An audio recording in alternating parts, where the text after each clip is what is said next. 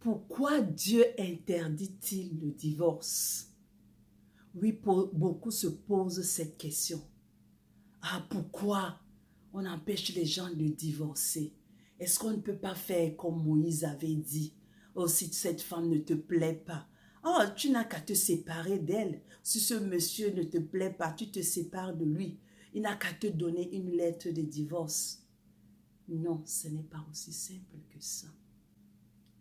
Nous allons voir pourquoi Dieu interdit le divorce. Premièrement, le mariage est une union scellée par Dieu. Lorsque vous faites l'acte à la mairie, ça veut dire que le gouvernement, l'administration a constaté, a témoigné que vous êtes unis. Ce n'est pas fini. Vous allez encore vous présenter à l'église pour que l'église constate votre union. L'église fait sa part. Jusque-là, ce n'est pas fini. La dernière étape et la plus importante, c'est lorsque tout est fini, vous vous retrouvez à deux dans votre chambre. La porte est fermée, les fenêtres sont fermées, il n'y a personne. Et alors, vous commettez l'acte sexuel. Ça veut dire que vous confirmez devant le Seigneur que nous sommes unis. C'est en ce moment que Dieu scelle que vraiment ces deux personnes sont unies. Donc l'acte sexuel n'est pas juste du folklore. L'acte sexuel est hautement spirituel. La parole de Dieu dit que je suis témoin entre toi et la femme. Oui, c'est ce jour-là que Dieu a été témoin. Lorsque vous étiez à deux dans la chambre. En fait, vous n'étiez pas deux. La troisième personne était là. C'était Dieu. Et c'est lui qui a constaté cette union et qui l'a scellée. Il a scellé. Parce que vous avez eu le rapport sexuel. Donc, tant que le rapport sexuel n'a pas été consommé dans un mariage, il n'a pas encore été scellé par Dieu. Ça veut dire que vous n'êtes pas encore une personne, comme la parole de Dieu nous dit. La parole de Dieu dit que c'est pour cela que l'homme quittera son père et sa mère et s'attachera à sa femme. Et les deux deviendront une seule personne. Oui, cette personne-là, c'est lorsqu'il y a eu l'acte sexuel. Donc, lorsque vous dites que vous divorcez, comment pouvez-vous déchirer cet acte sexuel que vous avez consommé devant Dieu? Jusqu'à présent, je n'ai pas encore trouvé de réponse. Comment est-il possible d'annuler cet acte que l'on a posé pour confirmer devant Dieu que nous sommes une personne? C'est vraiment difficile. Parce que la parole de Dieu dit que une corde à 3 fils se rompt difficilement. Quels sont les 3 fils? L'homme, la femme et Dieu. C'est une union qui se rompt difficilement. C'est ça que la parole de Dieu nous dit. Donc la première des choses, il faut savoir que dès que vous consommez le mariage par l'acte sexuel, cette union est scellée devant Dieu. La deuxième des choses, c'est que vous devenez une et une seule personne devant Dieu. Vous n'êtes plus deux, comme on dit, monsieur tel, madame tel. Non, après cet acte sexuel, vous n'êtes plus deux devant le Seigneur. Vous êtes une seule personne.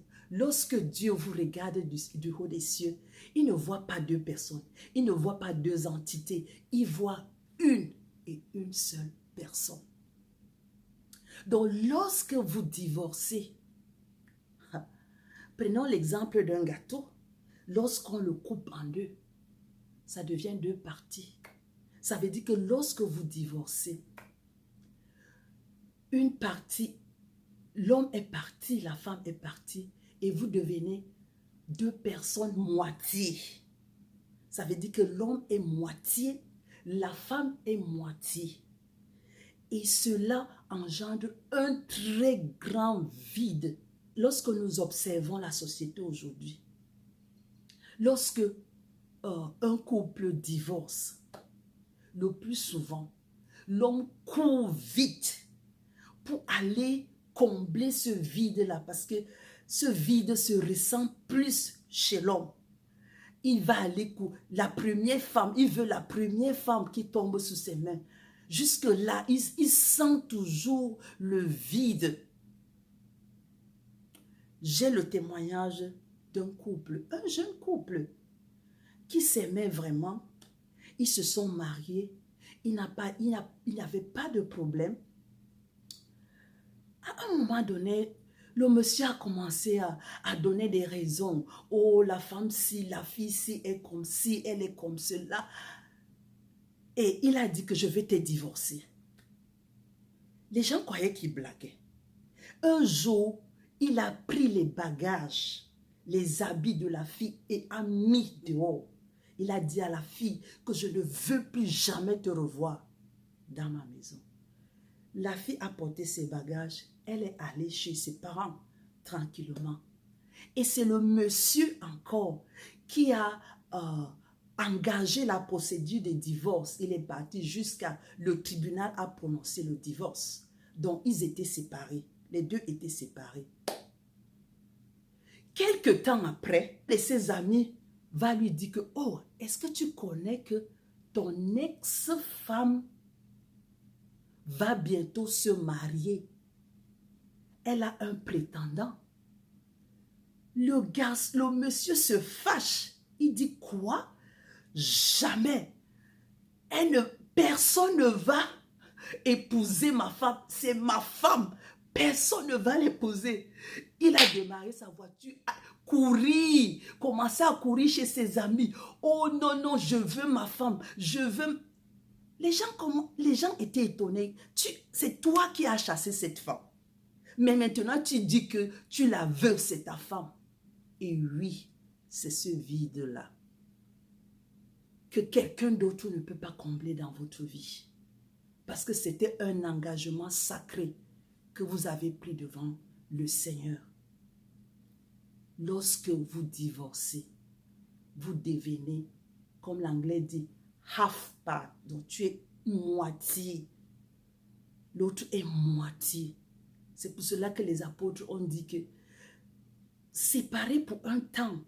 Et si vous ne pouvez pas supporter, entrez encore parce que c'est difficile.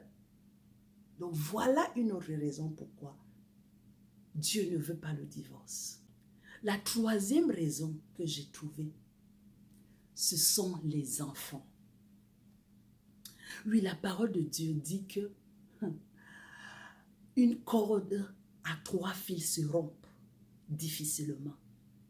Mais sachez que lorsque vous avez des enfants, les enfants forment le 4e fil. Ça veut dire que ce n'est plus une corde à 3 fils, ça devient une corde à 4 fils. Et imaginez-vous, vraiment, la séparation est pratiquement impossible lorsque vous avez eu les enfants dans une union. Parce que d'une manière ou d'une autre, vous allez communiquer. Les enfants vont vous forcer à toujours penser, parce que les enfants parleront toujours soit de leur maman, soit de leur papa. Ça sera comme ça toute la vie. Et lorsque vous verrez les enfants, vous verrez automatiquement leur papa. Ça, c'est inévitable. Donc, il faut vraiment faire très attention. Voilà quelques raisons qui ont fait que Dieu interdise le divorce. Le divorce n'est pas le fait d'aller dans un tribunal et prononcer les paroles. Un homme prononce les paroles, il dit, ok, vous êtes séparés, vous êtes divorcés. Ce n'est pas fini. C'est plus profond que cela.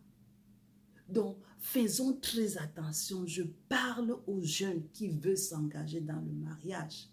S'il vous plaît, faites très attention. Le mariage est un engagement sacré, est un engagement divin. Parce que Dieu est témoin. Ce n'est pas un homme qui est témoin.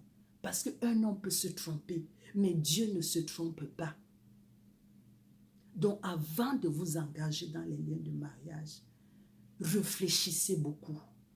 Et surtout, priez beaucoup. Afin de ne pas tomber sur la mauvaise personne. Et pour ceux qui sont déjà mariés, le mariage est déjà scellé.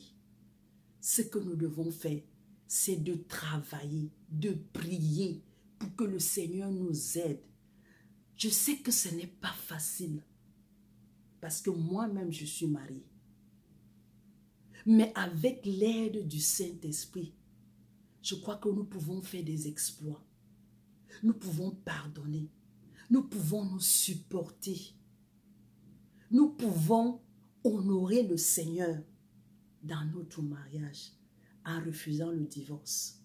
Quand tu atteins une certaine étape où c'est difficile, ne cours pas vers les hommes. Les hommes ne peuvent pas te donner vraiment une solution définitive à ton problème. Cours vers Dieu. Cours vers le Seigneur. C'est lui qui a institué le mariage. Il est celui qui a été témoin de cette union. C'est lui qui a scellé cette union lors de votre rapport sexuel. Donc, courez encore vers Dieu. Et je suis sûre, il ne déçoit pas. Il est fidèle à sa parole. Il va nous aider à surmonter, à tenir ferme. Merci beaucoup. Beaucoup de courage aux mariés. Que le Seigneur vous soutienne. Et à ceux qui veulent s'engager dans le mariage, que le Seigneur conduise vos pas afin que vous fassiez un mariage heureux. Que le Seigneur vous bénisse.